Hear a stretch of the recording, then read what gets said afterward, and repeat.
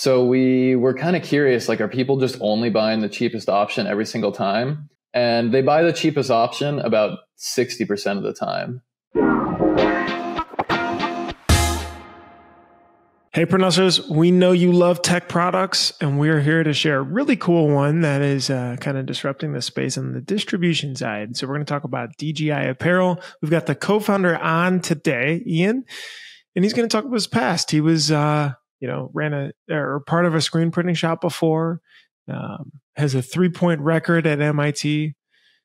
I think, Steven, you could probably, did you hold basketball record? I think he worked at Tesla, and I met Ian, maybe 2 months ago from none other than Matt Marcotte, and what he's building in the space is rather interesting, and recently it has started to take the industry by storm.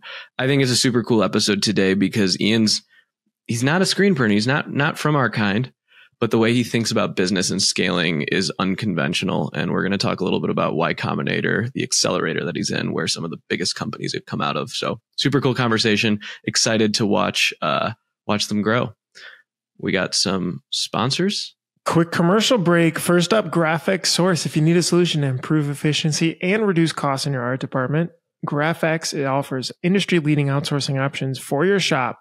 They plug and play into Printavo or any other shop management solutions. And, they handle a lot of your back office work, SEPs, digitizing, creative art, order management, all that good stuff. They've got over 30 years in the game. Hit them up, Printavo Pod 24. That code will get you 50% off your first vector SEP or embroidery order. We used the crap out of GraphX over the weekend. We got overloaded with SEPs and proofs and mockups, and I had to call in extra help. And so GraphX was able to put a team really quickly on us to get us all ready for the weekend to do a bunch of hot market printing. They were doing SEPs literally live while we were printing. It was awesome. So hit them up. Thanks so much, Nick Wood. All right. Our guest today started cleaning screens, actually, back in high school. Not sure if he was using EasyWay, but if you're not, you shouldn't be spending hours cleaning screens, as that is a thing of the past. EasyWay screen printing and cleaning supplies have innovative formulas that are designed to work quickly and effectively. So you could spend less time cleaning and more time creating. EasyWay is passionate, and not only that, they've empowered a lot of printers of all skill levels and all shop sizes. And lastly, they've got a lot of really great resources and a great team to be able to help you. So they're a really great partner in your shop. Thanks, EasyWay. Multicraft, if you go to your phone and type in multicraft_daddy, he's at 983 followers. We got to get him over 1,000. He will post some more terrible dad content if you can do that for him. But if you need ink supplies or a daddy, Multicraft screen printing and digital supplies for over 50 years has been providing you with top brands at competitive prices. You can mention the Printavo pod and receive an extra 10% off your order, or you can actually shoot Dave a DM, and he's giving away a free case of PMI tape per episode. To win, DM and follow Dave, subscribe to the podcast, and if you follow PMI tape as well, leave him a nice comment on this video. Dave's going to pick out a new customer to win each week. Thanks so much. Supercolor. Speaking of Supercolor, was peeling some transfers for my wife this morning. Supercolor is the world's best heat transfer, made for screen printers by screen printers. They understand the pressures and expectations of running a screen printing business. They both have screen printing businesses on the side, so they're able to use their product and be able to keep iterating on it, which is really cool. But Supercolor helps you make it. That's why if you use the Printavo15 code, that will get you 15% off as a promo code. Supercolor.com. They've got Super DTF now, so now their minimum quantities are down to 1. All right, let's jump on into the episode. Did you know Ian was a basketball player in college? MIT, Ivy League. Not Ivy League, sadly. You weren't an Ivy Leaguer? No, Ivy's like Harvard, Brown, Yale, those guys. So we're Division III. We're in the NUMAC, is the New England Women's and Men's Athletic Conference, I think. Gotcha. So that's like dope, not smart, but not legit. Yeah, exactly. It's kind of like Illinois.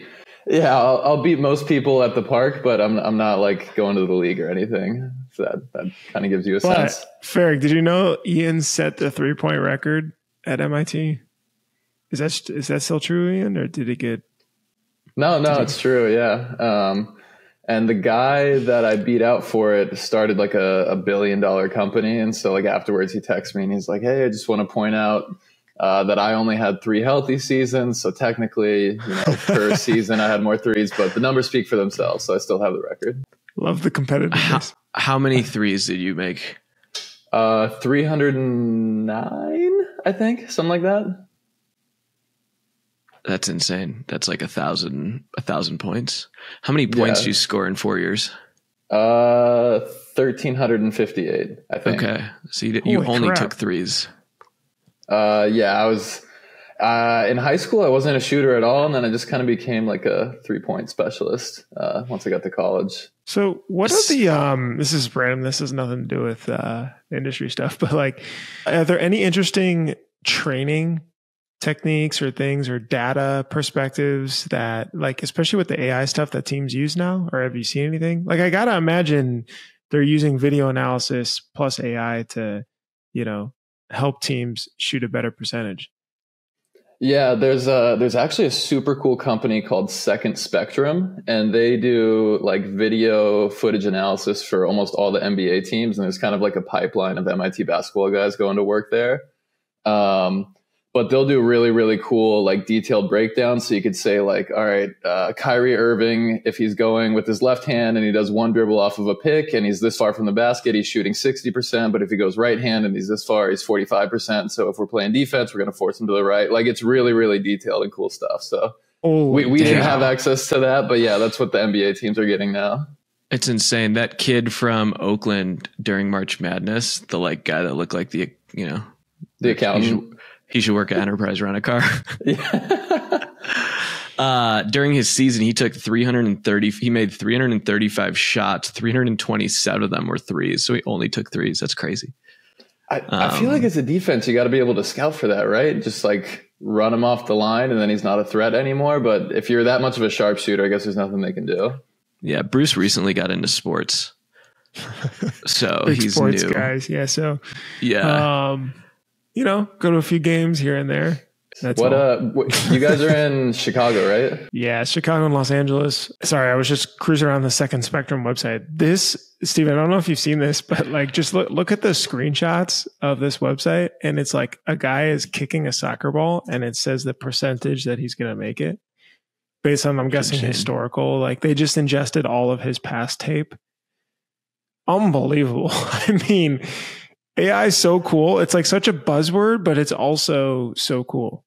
That's probably why we never went pro, is because we just didn't have this stuff. It's just so much easier now, Like if I had someone that told me all this, Steven's probably the next Michael Jordan if you had this kind of analytics growing up, right? Exactly. I had to play on, cement and stuff. Crazy. Anyways, okay. Ian, what do you got, Bruce? Yeah, so Ian Hinkley, North Carolina, you majored in mechanical engineering and business, which I think Stephen was an engineering major as well. Went on to play basketball, as we know, but back in high school, you were working at a screen printing shop, right? I was, yeah. And it was actually my 8th grade social studies teacher. The year I got to high school, he, I guess, left teaching. He was like hit his pension, was kind of done with it. And so he wanted to buy a small business, and I was running the student section for like the football games in my high school. And we had to do like an order of like a couple hundred t-shirts. So I just went to the local guy in town and I was like, oh, it's Mr. Boreati. Like, what are you doing here? He's like, I own this now. And then, I needed a summer job. So I went back the next day, and then that's how I ended up screen printing all throughout high school. So you're screen printing, ordering shirts too? I was, yeah. I mean, so I started out cleaning the screens, which I think everyone starts out doing, and did that for a couple months, and then just like heat pressing vinyl on, and then actually printing and loading the shirts. And then like my last year, so I was working in the front office and doing ordering. I could actually talk to customers because they trusted me. So that's how I kind of found out about the problem. From cleaning screens to coding. Okay. I think your story is really, really interesting. So by now people probably know you as the DGI Apparel guy. word gets around fast. MIT, genius, friends, you guys are building a tool that allows you to essentially look at all the different distributors on one website, purchase from there. It goes to all the carts, buys it for you. Super, super cool. We are all so confused why the three of you would go to MIT, then get accepted into Y Combinator, which is like one of the largest tech accelerators, and then decide we want to build a tool for the screen printing industry.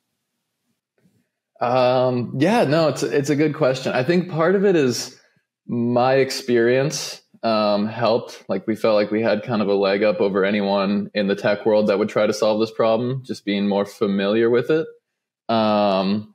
But also, you know, we wanted to start a company together, like I think a lot of college friends do, and we were looking for a problem to solve. And I was telling them like, well, I know that when I was working as a printer, this sucked. And obviously the first question that we had is like, is this market even big enough to support like a big and growing company? Turns out it's huge. Like Bruce has started a really successful company. Steven started a super successful company in this industry, and it's massive. And so as we kind of pulled on the thread, we were like, okay, if we can actually solve this problem, it's big enough where we could have a successful company. And so that's kind of all we did to fact check before we quit our jobs and started working on this. That was the fact checking I did. I was like, I'm printing. I know there's Ed Weiskamp down the street in Champaign. He's printing. And there was like one other small guy. So I think there's a market here. Ian, can you talk a little? Most people don't quit their career. You worked at Tesla before this, right? Yeah, I was an intern there for a year, and then I had a return offer that I declined. Okay, so you go to like one of the most prestigious schools in the world, and then you're interning at Tesla for a year. Don't most people like build before they like drop everything and build? They like actually try to build it first. Like you're only in your 20s. You're not supposed to have these type of crises this young. Can you talk about that journey for a second? Because I think that's really interesting. Most people who start screen printing, you know, they get into it, they do it on the side, they do it in their garage, they have another income, and then eventually it takes over and they start to do it. You guys decided to drop everything and start doing this. Yeah, I mean, I kind of always knew that I wanted to start a company. And I had, you know, a lot of friends who they come out of MIT, they get like a nice high paying job, like 6 figures right out of college, which is amazing. And talking to them, they were all pretty unfulfilled, I think, in their careers. And they were like, yeah, I don't know what's next. Like, I wish I could try something else, but I'm really stuck in this cushy job. And I kind of saw, you know, the next 10 years of my life, if I just went down the corporate route, like trying to get one promotion, the next promotion, and I was like, all right, I just got to do this now, do it all at once. And that's kind of going to be the journey I'm on. Daniel was in the same boat. And then Grant took a little more convincing. I think he worked at his job for like a month and a half before we got him to quit and go full time on this. I'm just reading the about story as well. Yeah, I think, can you walk through, I think your team is using Steven DGI Apparel. Can you explain just a little bit more about how you're using it as well? Because I don't know if everybody's heard of this just yet. It's DGIapparel.com is the website that we're talking about. That's kind of made some positive noise in the space, helping people save a lot of time. You guys purposely have a lame logo, right? Because you're so smart. You don't want to take any. We've found that we're a very product heavy team compared to most of the people in the industry, and we lack a lot of experience in marketing and branding. So hopefully we can find someone to help us with that as time goes on. The product is certainly selling itself. So I don't know how we got connected, Ian. I have no idea. Maybe Matt Marcotte, always Matt Marcotte. Yeah. But you go on DGI Apparel, you make an account, you then log into your big 3 accounts, SNS, Sanmar, Alpha Broder. From there, you can on one page see all your pricing, and then you can see all your inventory. So every day when we're purchasing, say we're, on Printavo, we pull up an invoice and we need to get, Gildan 5000s, we can see where to buy them the cheapest. And then we can see, if we need to like sub out sizes, you can quickly toggle between distributors and different locations, and you can almost add 3 carts at once. When you click checkout, it can either check out through DGI Apparel, correct, or it'll add it to the carts on your SNS account. You can go on there and check out. Right. And it's currently free. Yep. Yeah, exactly. And so I guess kind of like Steven mentioned, so when you go to DGI, you connect your own account to it. So the pricing that comes in will be like your custom pricing tier that your rep got you or you negotiated for, your buying group gets you.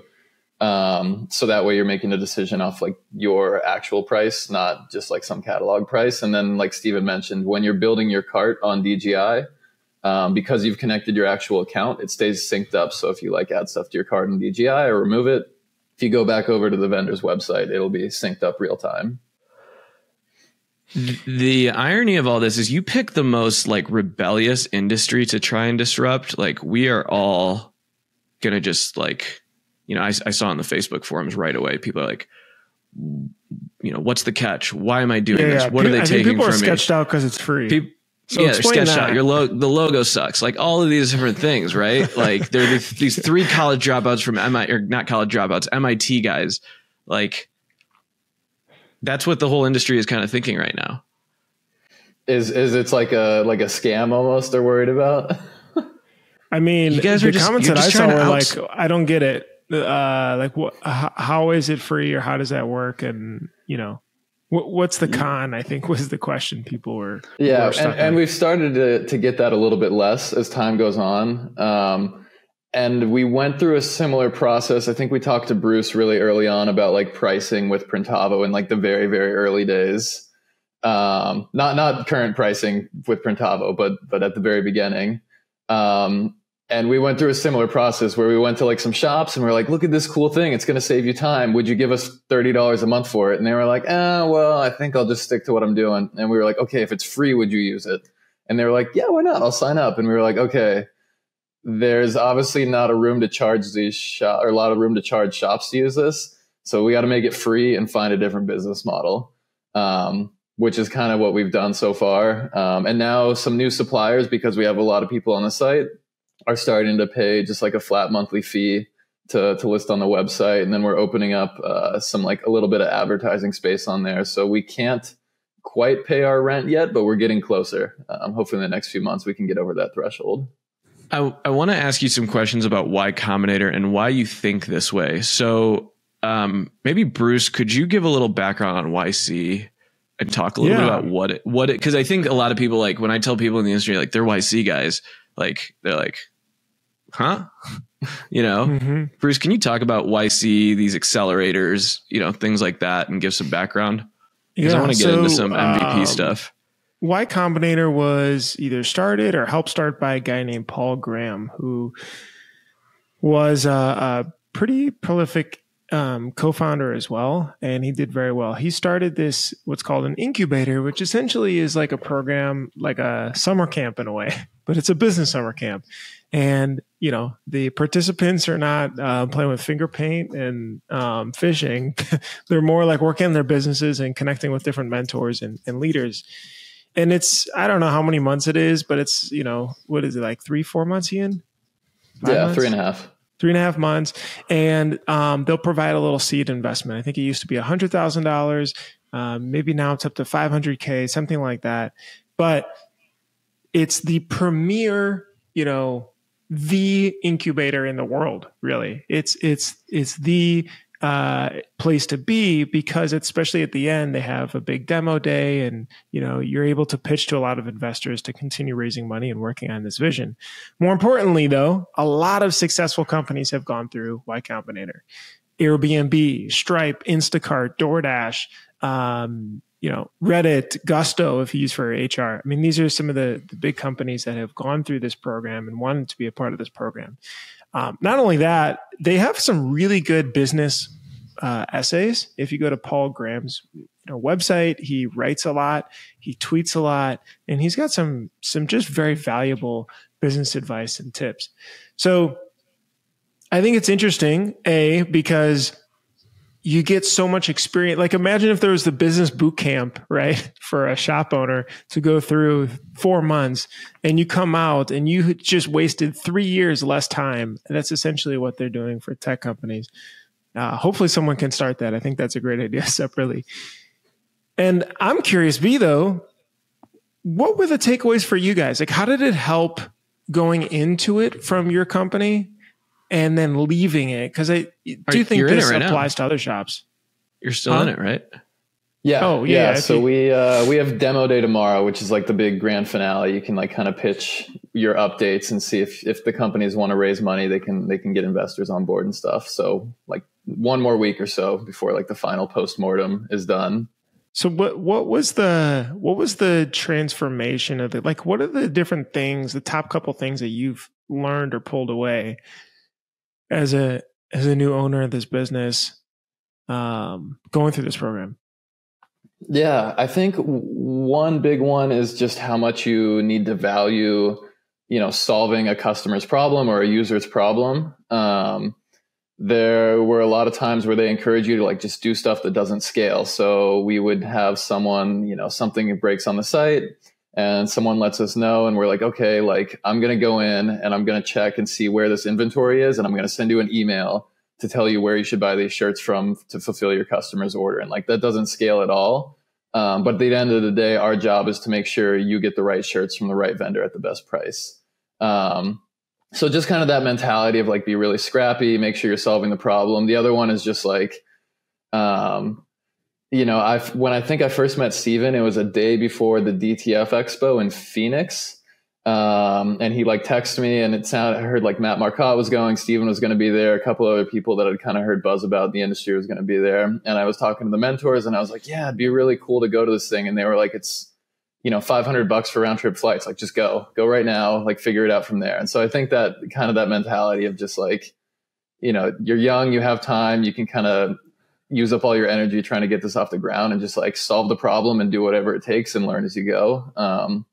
Just kind of seeing it firsthand. It's one thing to kind of hear stories about it, but then just having to do it, I think gives us like a little bit of like muscle memory for being scrappy, staying lean, trying to solve customer problems. And that's some of the biggest stuff we've taken away from it. And then the other thing is just like being with the other companies.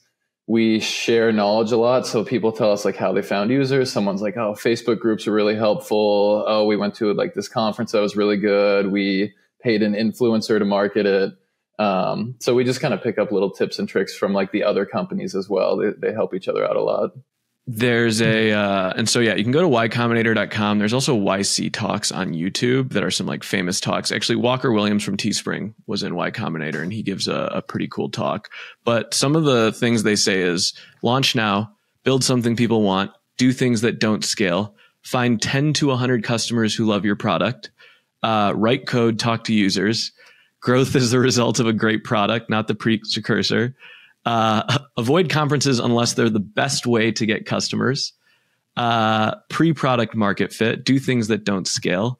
Startups can only solve one problem well at a time. Founder relationships matter more than you think. Ignore your competitors. They're more likely die of suicide than murder. Most companies don't die because they run out of money. Don't be a jerk. Get sleep and exercise. Take care of yourselves. Sometimes you need to fire customers. They might be killing you. There's some like golden Where's that nuggets. That's on yc.com or something? Yeah, it's I'll send it to you, Bruce. But like what's funny is when I met you, I'm like, dude, you can charge for this right away. And you're like, no, I'm good. I'm like, how are you going to make money? He's like, I'm not worried about it. Right. And so you started giving us the YC juice, like the Kool-Aid. I was like, oh, you've been drinking the YC Kool-Aid. You've been listening to the talks. Why are you, and why are companies like this not worried about pricing, not worried about brand, not worried about how they're going to make money? Like, why is that the ultimate focus that they teach you in these accelerators? Like, don't worry about profitability right now, right? Why is that? Why do you think that's what they preach? Because it's different from what, some other companies might say, like some bootstrap companies. Yeah, I think for one, like we did get some investment money. So like Bruce said, we got $500,000 when we get into Y Combinator, and that's for 7% for like 125K. And then if we fundraise or sell the company again, then the 375 that's left will convert at that valuation essentially. So that gives us some freedom to not worry about making money right away.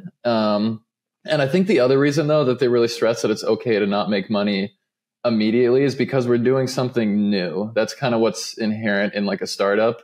If we were, just going to be a competitor to someone that's existing, we can kind of look at their pricing model and just kind of beat them by $1 per, unit or widget or whatever. But because it's something new, they encourage you to just really, really focus on the value add early on, understanding, how much value you're bringing, try things out. Like we may push really, really hard to make $100 a month per shop for the first month on it. And then we realize it's not going to work and then pivot right away. And then that just slowed us down from like understanding users, getting people to using it, seeing where the real value is. So I think because of the novelty of a lot of the startup ideas that come out of YC, the focus is much more on how much value are you creating? How much are people recurringly using your product and sharing it with other users, more so than can you get to $1,000 in revenue? Can you get to $5,000 dollars in monthly revenue? Go after something bigger and novel. So that's kind of wise. One, we have the freedom with the funding we got, and two, you just don't really know exactly what this is and how to monetize it yet. So they tell us not to worry about it till a little bit further down the road. Do you think that's why? So what's the success rate of companies that go into YC? So how many companies per cohort? How many companies are in your cohort? You have to apply to get in. It's very tough. I've applied, but I'm not really solving anything crazy. Just selling t-shirts. How many companies apply? Do you think? What's the? So we have, I think 260 in this current batch. And I think the acceptance rate was just a little over 1%. So you could say about 20,000 applied for this batch. And I think most of them, they kind of sift through really quickly and they don't get out of the paper application round. And then it's just a 10-minute interview with a couple of group partners. And then you get the decision later that week, whether you're in or out. And that's all they have to go on, which is pretty crazy. And then you got to pack up and move to San Francisco. Yep. Yeah. And we drove out from New York, which was a fun little adventure. I think I also applied way back when, 2012. I was trying to find the video really quick, but could not find it. So talk to us about, it sounds like your co-founders are tech folks and they're the ones building the application. You're, doing everything else, sales, marketing, and support, all this stuff. I think a lot of people want to build applications.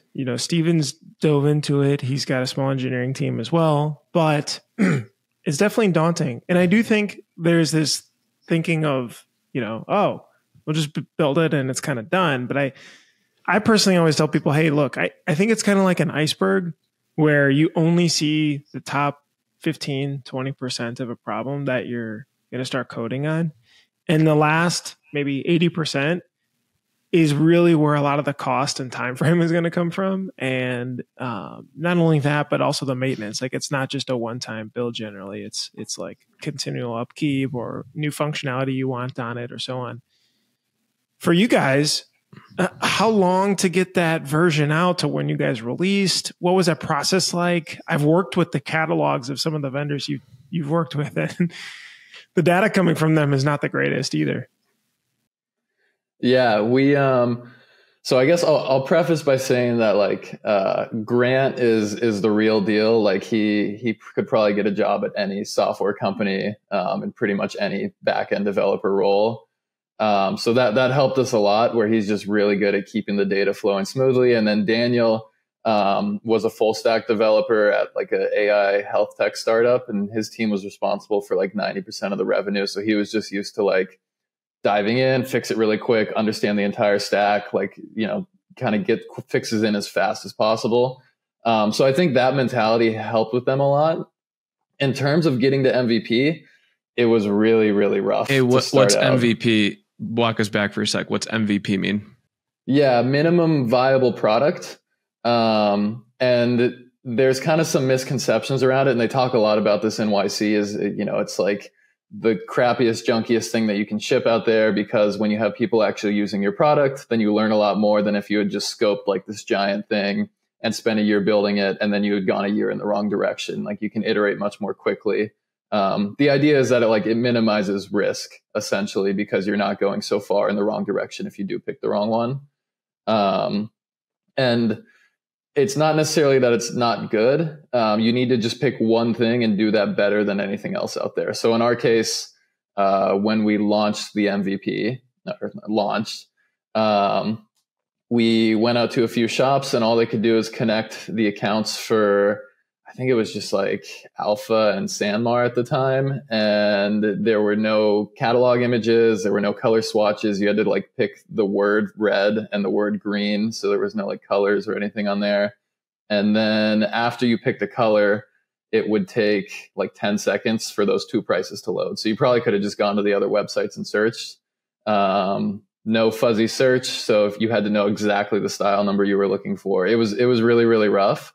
But we felt that those two prices coming in at once was something that was better than anyone else was doing. And that's kind of when we decided, all right, let's put this out there and start getting feedback on it.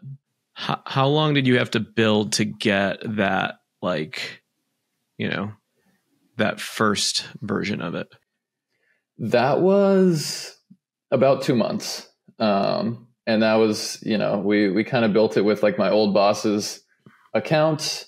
And then we use Material UI, which is Google's UI library. And you'll probably see a lot of components still on our site that are from that library. So we can just kind of drag and drop stuff in. We didn't have inventory. We didn't have cart management or anything. So it was really, really lean. It was just give them a simple UI and pull in the two prices. And that took us about 8 weeks. Wow.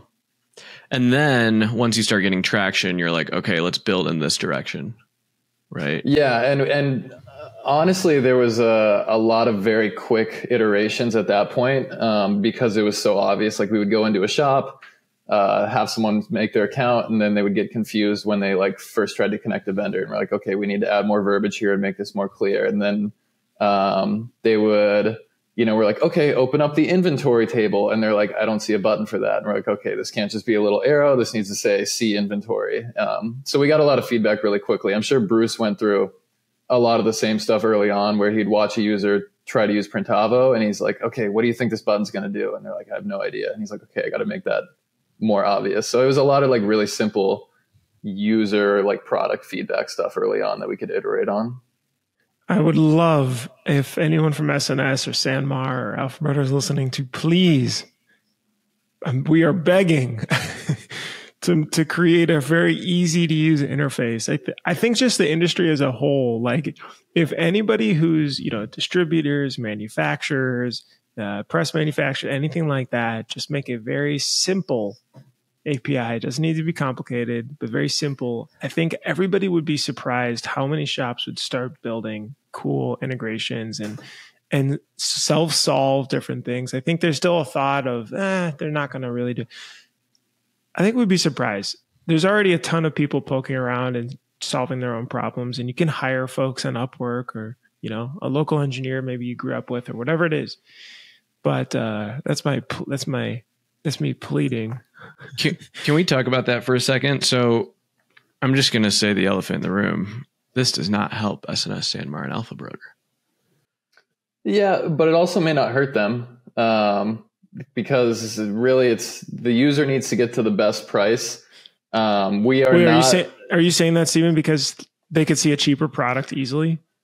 It's because it lowers switching costs, essentially between the different ones if they see a better option. Right, Steven? Yeah. I mean, I buy everything from SNS, and now Mila's like, oh, I have that cheaper at Sanmar. And so I email my SNS rep and say, hey, just so you know this, I'm getting this cheaper over here. And they're like, okay, I'll make that price change for you. Thanks. Without, and that doesn't help them. Right. It just doesn't. The fact that, you can switch between the two, that switching cost, if you will, is now almost negligent. So are you worried about that at all? So the way we've set it up, and we were very careful about this, is all of the data is siloed per user. So you make an account on DGI, and then you connect your own accounts to DGI. So we are kind of like you mentioned, where you saw a price discrepancy. You could have gone to the individual websites and found that information yourself as well. So we're not showing anyone anything new. Like I think, the distributors were kind of already aware that they compete with each other, and we made it a little bit easier for people to find the best choice more quickly. But also, like in your case, they may win more business. So you mentioned like Sanmar was cheaper on one. Now they got more business that way. SNS may be cheaper the next day. They got more business that way. So, really it's kind of focused on. It's what Kayak does. It's what Kayak does with hotels. Yeah. And it's like Kayak charges the suppliers like a referral fee on all the volume. And like for us, it's just free. We don't ask for anything. We just made something that makes their own customers happier. So I don't see a huge downside. I mean, this is the tech version of a buying group. You join Sports Inc. or, one of these large buying groups. They have purchasing power, and they can go to different brands and say, hey, we will send X volume. All of our businesses do, $1 billion a year in revenue. We can send you Y dollars in purchasing power. And so we need Z price from you, not the market price. We want something better. It makes me wonder, does DGI head in that direction? Are you part of the DGI purchasing group, and you could send volume? Yeah, I don't know. I don't think at this point, we don't want to move in that direction. It just doesn't seem that exciting. Like buying groups already exist. And the other thing is like, I think the distributors would really not like us then if we were helping people get better prices on the same stuff they're already buying. Our goal is to just make sure the shop owner or the purchasing person gets to the right choice from their existing options as quickly as possible. And then kind of looking how to monetize from there. So yeah. Your first priority is helping the shop. That is, they are at this like Campus Inc. The athlete always comes first. For you guys, it's the customer, the shop owner comes first. That kind of trumps all. Yeah, exactly. And I think if a lot of people are purchasing on the website, then, that opens up opportunities for like advertisements or sponsored listings or ways to make money. But if people don't really like buying on DGI because we've done something wrong, then there isn't really an opportunity to monetize. But also at the end of the day, like I think these shops get squeezed a lot of times. Like we saw it over the pandemic where it was difficult to turn a profit for a while. If someone changes prices, they're really sensitive. You get a lot of customers that come into the shop and they're like, hey, I found this price on, some custom ink knockoff. Can you match it? Like these shops get squeezed a lot. And so I think if we can do something that empowers them a little bit and helps them, there's a chance that it like becomes really popular and people really like it. So that's kind of the direction we're going in. It's all about the shops though. Wait, yeah. Stephen, what do you think then? What do you think the distributors are? Is it okay? Obviously it's still early, right? So I'm sure they're not going to see an effect, but let's fast forward 3 years. And the fact that this is a very helpful tool. Now what? I think if you're like the big three, right? Like you're looking at it and you're like, okay, this is a small threat because now my competitors are getting closer to me. They are 1 inch closer to me than they were before, right? Or there's more visibility. But I think what it also does is it allows, I imagine like today you've got Alpha, SNS, Sanmar, Carolina made, Augusta, ACC, and Print Gear. Mm-hmm. Could other distributors be on this? Like AS Color or Lane 7 or, the ones that I have to go on and shop with like one at a time. Are they going to be coming on? Yeah. And AS Color will actually be added on in the next 2 weeks. So we signed them up and they're just paying like a small monthly fee to be on. And then Staten out of Dallas and Memphis will be on as well.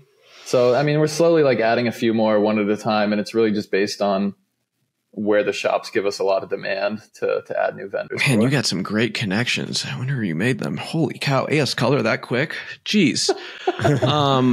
Wait, but Stephen, what do you think is an alpha broder saying, shit, this kind of sucks that people are doing this, but then again, they can price shop as they do. Currently it's just there's a lot less friction here, So like which side of the boat are they pushing on? Do they have to lean on more customer service based driven value because the price is essentially commoditized or what? I think what's interesting is, every day, like I just look at Mila, who buys for us every single day. She goes SNS, Sanmar, Alpha Broder. She's got, her screens open. 80% of the time we're buying from SNS, right? Sanmar is a backup. Alpha is a third backup. Sorry, Alpha Broder. She's more, I bet you we've spent more at Alpha now because she's more conscious of Alpha's prices and Alpha's products, right? And so if we were a shop that didn't buy a lot from there, I bet you would buy a little bit more. On the flip side, those top ones that we put all our business in, they might need to make sure that they're defensible against the other ones. You see what I'm saying? So like, I think it gives the big three the opportunity to pick off others. But it also could kind of equalize the playing field a little bit. I wonder if it's just like the airline industry. You talk about being Expedia for this space. Well, what keeps you married to United, Stephen? Your credit card, your status, your lounges, your like all the extras of how they treat you versus just the flight. Like the actual process of getting to somewhere is like, anybody can get me there, but all the additions are what keeps you married to United. And that's the same thing with SNS. They take just amazing care of us. I texted Tim Shannon on Sunday night to get a rush order of, $10,000 order, pick up Monday morning, and he pushed it through, right? And he's like an executive at the company, right? They fly us out for everything. They take care of our students. They do promotions. They do this. They do that. They take really, really good care of us. So I think it strengthens them. I think for the bigger shops, those distributors probably don't like it as much. For the smaller ones, I think it's good for them because, it's more eyeballs and more visibility that might not exist. I don't know. I think it's early. What do you think, Bruce? I mean, I think there's got to be extra perks over time. And maybe it is a credit card. Like, can you imagine if SNS releases a credit card and it's like 2% back, 3% back on spend? Because I believe that, the Visas of the world or whatever just want the volume and they are the one that gives the benefit anyway. It's not like SNS. Oh, when you spend enough, you get a rebate. It's a large check that exists. Rebates exist already. You just need to, But they're paying for the rebate. If they could pass that rebate on, and increase their margin and Visa pays for it. Sure. Or Chase pays for it. I think the other cool thing for a small shop is you can see your minimums. So you can be like, ooh, I've hit $200. I get free freight now. Mm-hmm. That's kind of cool. So you can see it as like 3 thermometers basically, which I think is neat for the shop that's toggling between. But you kind of said it yourself. You're going to Alpha though a little bit more. Like because I need to actually check. I think what Mila, the feedback she gave me is like, I can see Alpha's prices a little bit easier now and I'll probably push to them if something's cheaper just off the cuff. Like if she's saving, if she's saving $50 to $100 a day just by making smarter buying choices, she can buy from Alpha. And then, when I do my price revisions with my SNS rep, I'll just bring it to their attention. Yeah. And I think on that note, it's kind of worth mentioning. So we were kind of curious, like, are people just only buying the cheapest option every single time? And they buy the cheapest option about 60% of the time.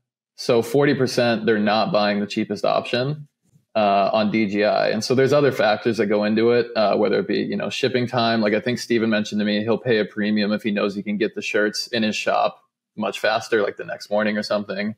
And then also just like availability, the color selection option, if you stock like a few more colors, if you have certain styles or deals with brands. So it may be more of a push to, lock down exclusive deals with a few brands here and there. So that way they can kind of differentiate from the other distributors. And then also like for the smaller shops, what's in their cart. A lot of times if there's something that's a little bit cheaper, but you're only getting 10 t-shirts, you'll add the more expensive one to the cart that already has enough items to get you over the free shipping threshold. So it's not just like a price comparison tool. We're bringing in a lot more to make the decision for what is the best purchase easier, which is kind of something that Daniel, who's focused on like the product side, has done a really good job of, where it's not just about price. And we found that out really early on because we asked if someone wanted it to be like automatically added to their cart. And they're like, well, no, I wouldn't get that because of X, Y, and Z reasons. And we're like, okay, we got to do this, give them the agency to kind of make the right choice. So interesting point. Once we met, I started, Bruce stopped listening to my ideas years ago. And so you just, when I give Bruce an idea, it just goes into the void. But Ian, you're fresh meat. And I was like, I'm going to hit this guy up with ideas. Auto purchasing from Shopify, connecting Printavo to it, auto add to cart, right? Connect this to QuickBooks, right? I'd love to see a breakout of my best products that I buy. All of these different things. And, your answer to all of them was, yeah, we could probably build that. That's not the answer I was looking for. I was looking for you to go back home, build it, and tell me you built it. That would have been a little nicer. How are you guys thinking about what to build next? Because we're a needy bunch, but you also are trying to stay true to what you're trying to solve. Yeah. So one would be like new suppliers is a really easy answer. And the first 4 months of trying to figure out how to add new suppliers and everything that goes into it was a huge pain. And now we have a little bit more of a system for doing that, so we can do it more quickly. And I think there's a clear value add every time we add a new supplier. That's one less website that you have to worry about and keep track of in your head.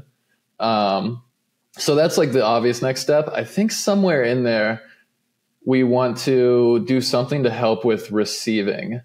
That seems to be the next step. We don't really want to go into shop workflow management and stuff. I just don't know enough about how other shops work. But some way to help you kind of know. Answer. Yeah, honestly, you guys would crush us. We just don't know enough about that industry. Yeah, the Printavo application has to be so flexible for all these different shops. Yeah. We'll just build it ourselves. Yeah. Fuck Bruce. We'll just build it ourselves. We should get a bumper sticker that says that. Go ahead, Ian.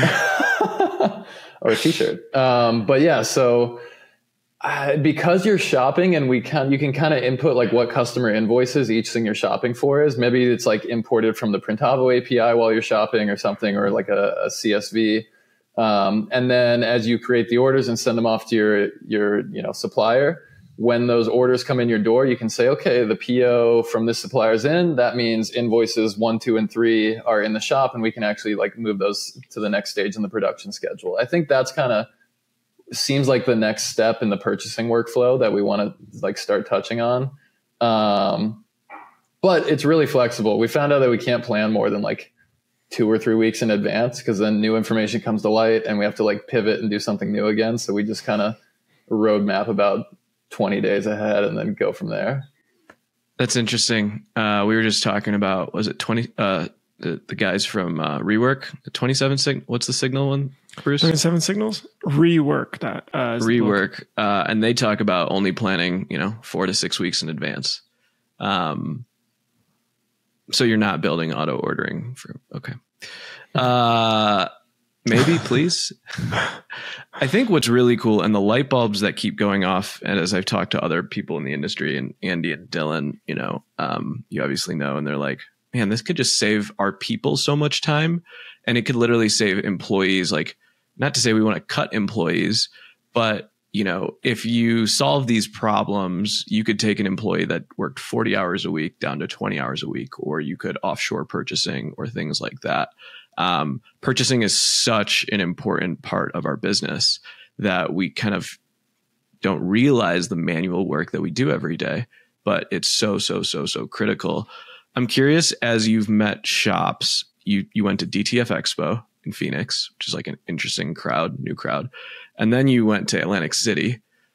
How has your, kind of baptism by fire in the industry, meeting people, what have you learned? Yeah. What have you learned about the industry? When you go back to your buddies or your co-founders and you're like, man, this industry is weird, or what do you tell them? What do you tell your cohort about our industry that's been interesting to you? Yeah. I think one thing to note is the skepticism around new tech. Obviously, I think there's a lot of people that have been doing this the same way for a really long time.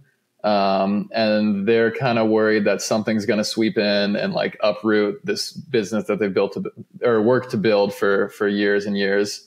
And so if what they're doing is working, then there's some risk to switching to something new. So that's one hurdle to overcome. And then I think the one that's actually more relevant is the way that a lot of business owners and printers value their time.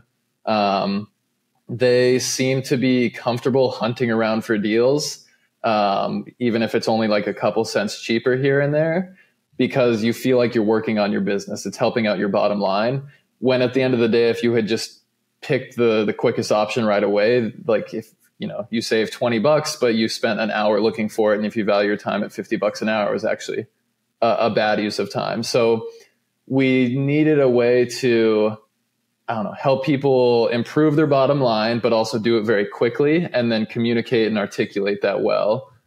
Is kind of one of the interesting things that we picked up, is they just the value prop wasn't there right off the bat. And I think that's part of why people weren't willing to pay for it initially as well, is they were like, well, I can just do this all myself, even though they would spend an extra hour every day purchasing, which would be, $100 a week or something of their time. Why do you think that is in our industry? Why do you think those are very, very accurate descriptions of shop owners?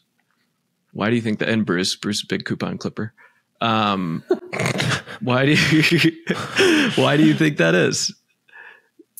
Is that human nature or our industry? That's a good question. I think it's human nature to a certain extent. Like, I think a lot of small business owners will do things like that, where it doesn't necessarily scale and maximize, or optimize their business. It's human nature to kind of look for a deal and feel like you're doing something productive. Like, you'll see those, like, maybe not Bruce is this extreme, but the people who like have giant scrapbooks of coupons, and they go to Walmart and they save $20, but they spent like 4 hours that week putting everything together.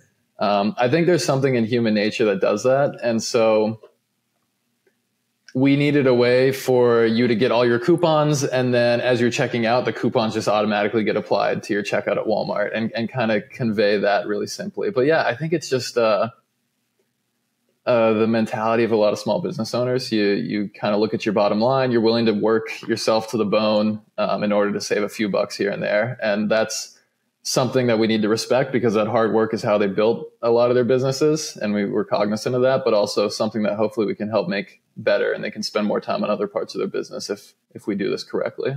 Bruce, do you remember early trade show days? People would walk by the booth and be like, "That's on the cloud." No, I don't do the cloud. Yeah. I was like, damn, I'd have to convince them to use the internet too. Like, this is not going to go so well. Take that back to YC. My customer base doesn't believe in the cloud. Yeah. Well, thanks for sharing this, Ian. I appreciate you sharing behind the scenes and where you guys are going. Ian, who's your favorite person in the industry you've met so far besides me? Because you've met a bunch of cool cats lately in the last 2 shows that you've gone to. Who are some noteworthy folks that you've met? See if you remember your customer base. My customer base. He is a customer, but also an evangelist for DGI. It would be Matt Marcotte. No. Is that a cop-out? Yeah, that's a cop-out. No, we need we need some good ones. Like, who was at the slot machines or rolling through Atlantic City at wee hours of the night that you hung out with? Those, we need the like. The slot machines late at night. I don't want to call also anyone Matt out Marcotte. here. Yeah, also Matt. It's probably Nick Wood. Have you met Nick Wood yet? I don't know. I'm not sure. You need to go on a Nick Wood retreat. No, this is cool. Ian, it's quite obvious, like, you and your co-founders are obviously brilliant. And I think what you're building is really cool. I think the way that you're approaching it is fascinating. I think we're excited for you. I think Bruce and I are like, you're going to have to convince a lot of people to do things. But I think what's most fascinating and inspiring is how many customers you've acquired in such a short amount of time, which means you're building something that the industry definitely needs. So kudos to you guys. And I'm excited to see where this goes from here. So hopefully we're back next year talking about this. Yeah, definitely. And awesome. Thank you guys so much. Yeah, thank you, Print Hustlers. We appreciate you guys joining us for another episode of Printavo Print Hustlers podcast. You get to check Ian's company on DGIapparel.com. All right. Appreciate you guys joining on. Thanks so much for listening. Hopefully that was informative. Don't forget to subscribe. Don't forget to like. Don't forget to hit the bell for notifications if you enjoyed this video. If you enjoy all the stuff we're putting out, it's really helpful. We love to just be able to see it. That means that we're doing a good job. to subscribe, hit the bell for notifications, and hit the like button. And I'll see you in the next episode. Bye.